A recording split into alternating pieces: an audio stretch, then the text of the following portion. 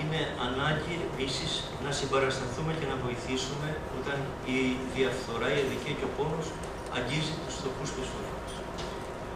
Θα σας αναφέρω πρόχειρα 3 παραδείγματα από τον ίδιο χώρο. Το νοσοκομείο στον Τολίζη. Ήταν μια μέρα που βράδιασε και περιμέναμε μέχρι να σκοτεινιάζει για να έρθει ο γιατρός και τότε βάλανε σε ένα φορείο το μικρό μας μαθητή, το Μάξιμο, που παίζοντας στο διασχολικό πρωτάθλημα είχε σπάσει το χέρι του. Έμεινε σπασμένο το χέρι μέχρι το βράδυ. Και εκεί δεν υπήρχε φως, παρά μόνο στο μπαλκόνι, στη βεράντα έξω.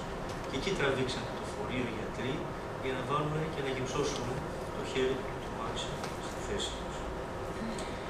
Άλλη μια μέρα με ειδοποίησαν και έτρεξα βιαστικά στο νοσοκομείο και βρήκα έναν εργάτη μας, χτίζαμε τότε το σχολείο μας, τον Παΐσιο, να περιμένει γυμνός επάνω στο χειρουργικό τραπέζι, σε έναν άθλιο χώρο, να χειρουργηθεί. Αλλά δίπλα με περίμενε εμένα ο γιατρός να προκαταβάλω την εγχείρηση. Δεν θα μπορούσα. Και είχε οξία στο λιπροειδό.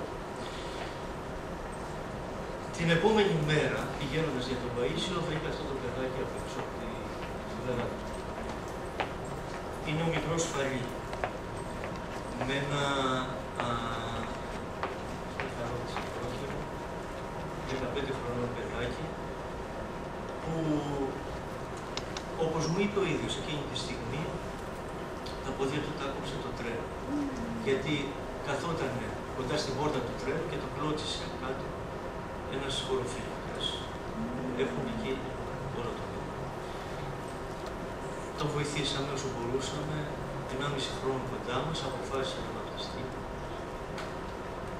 Βαπτίστηκε με το όνομα Νικόλαος, που του είχε δώσει, λέει, ο πατέρας του πριν πεθάνει.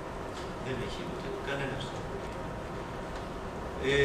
Τώρα χαίρεται, θα μπορεί,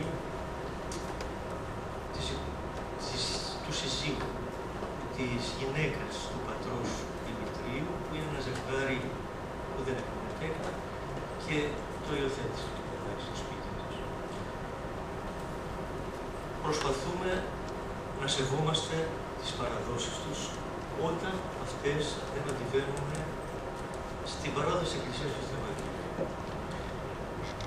Έτσι τους αφήνουμε να εκδηλώνονται και να εκφράζονται πολλές φορές όπως θέλουν, ιδίως στην Λατρεία. Και δεν έχουν το τάμ-τάμ στην Εκκλησία, αλλά όχι στη λειτουργία. Μετά τη λειτουργία εκφράζονται ελεύθερα, αφήνουν τη χαρά τους να ξεχυλήσει και να πλημμυρίσει που είδα τον Κύριο. Και τραγουδούν στη γλώσσα τους. Όμορφα τραγουδάκια, μερικά από αυτά που ακούσατε μπαίνοντας μέσα, όπως η λειτουργία τελείται στα γαλλικά με συμμετοχή όλων των πιστών που ακολουθούν τη χοροδία, όπου ξέρουν και ξέρουν τα περισσότερα. Όταν είναι ύμνοι που επαναλαμβάνονται μέσα στη λειτουργία 3 φορές, ξεκινάνε ελληνικά, μετά πάνε στα γαλλικά, μετά στη γλώσσα την τοπική της κάθε περιοχής. Η εξάπλωση του Ευαγγελίου του Κυρίου μας στα έθνη και η βαπτίση στο όνομα της Παναγίας της Ζωαρχικής Τριάδος είναι καθήκον όλων μας. Και εντολή του Κυρίου, ώστε οι χορευτές μαθητεύσατε πάντα τα έθνη, βαπτίζοντες αυτούς στο όνομα του Πατρός και του Υιού και του Αγίου Πνεύματος, διδάσκοντες αυτούς τηρήν πάντα όσα είναι τη λάμη ημί. Αυτό είναι το καθήκον και το δικό σας και το δικό μας προσωπικό. Και έτσι με αυτόν τον τρόπο χτίζεται η Εκκλησία πάντα από τις οικουμένες και στον κόσμο. Αλλά προσωπικά θεωρώ ότι το χτίσιμο των εκκλησιών, αυτό που βλέπουμε χτίζοντας τους ανθρώπους, δεν είναι παρά ένα καθήκον εύκολο, παρά τις αδικιότητες που υπάρχουν, μπροστά στο άλλο καθήκον, να τους βοηθήσουν να χτίσουν τις ψυχές τους και να τις κάνουν ναό του υψίστου. Έτσι, μια και είστε εδώ όλοι, θέλω να σας παρακαλέσω όλοι να προσευχηθείτε για αυτούς τους ανθρώπους και να μας ενισχύσετε με την προσευχή σας για αυτό το έργο. Ζητώντας αυτό που για μένα είναι το κυριότερο, το βασικότερο, να βρεθούν μερικοί συνεργάτες που να μας συμπαρασταθούν, να συνεχίσουν αυτό το έργο που στην Αφρική ο Απόστολος Μάρκος ξεκίνησε και οι αρχιερείς μας συνεχίζουν. Αυτή την ευκαιρία θέλω να απευθύνω και μια μικρή ευχαριστία, η μεγάλη ευχαριστία, εκ βάθους καρδιάς, για όλους σας που ήρθατε και συμμετέχετε. Αλλά και ιδιαίτερα άπειρες ευχαριστίες στο Σύλλογο Ιεραποστολής ο Πρωτόκριτος από τη Βάφη, στην Αδελφότητα Εξωτερικής Ιεραποστολής Θεσσαλονίκης, στο Διορθόδοξο Κέντρο Πορευθέου, στο Γραφείο Ιεραποστολής της Αποστολικής Διακονίας της Εκκλησίας της Ελλάδος, στον Ιεραποστολικό Σύλλογο Απόστολων Βαρνάβας της Λαρίσης, στη Χριστιανική Φοιτητική Ένωση και στον Πειραϊκό Φάδο και στους πατέρες και τους αδελφούς της Αδελφότητας του Λόγου Κοσωτήρ,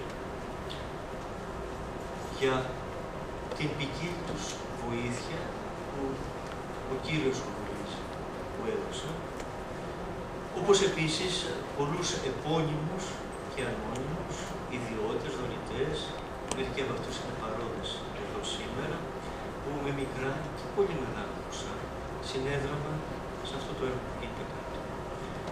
Είναι πολλοί επίσης που μας συμπαρίστανται και παντιοτρόπως μας βοηθούν από την Ελλάδα και από άλλα μέρη του πολιτισμένου κόσμου. Θέλω επίσης να ευχαριστήσω ιδιαίτερα τους ελάχιστους. Νομίζω ότι είναι 4 ή 5 που τόλμησαν μέχρι στιγμής αυτά τα 7 χρόνια να έρθουν μέχρι στο κομμού, προσφέροντας την αγάπη τους στους έφρονους αδελφούς μας και μια μεγάλη παράκληση σε μένα. Σας ευχαριστώ πάρα πολύ για την παρουσία σας και αν θέλετε, όσοι έχετε χρόνο, μπορούμε να περιδιαβούμε δίπλα την έκθεση, γιατί κάθε εικόνα έχει πίσω της μια ολόκληρη ιστορία. Φυσικά την ξέρω, μου ζήτησα να γράψω τίτλους, αλλά έπρεπε να βάλουμε μια ολόκληρη σελίδα δίπλα στην κάθε μία. Ευχαριστώ για την αγάπη σας.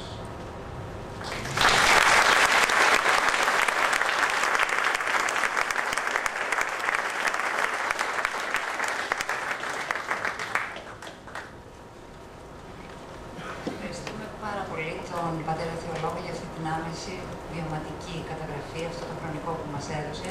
Είμαι σίγουρη ότι θα σταθούμε όλοι επάξια στο πλευρό του και θα στηρίξουμε το έργο του.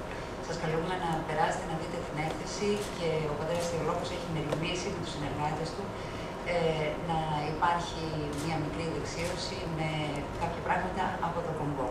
Να ευχαριστήσω επίσης κλείνοντας και την Τερέζα και τον Γιάννη Πεσμαζόγλου για τη βοήθεια τους και για το ότι μας έφεραν σε επαφή με τον πατέρα Θεολόγο. Ευχαριστώ πολύ.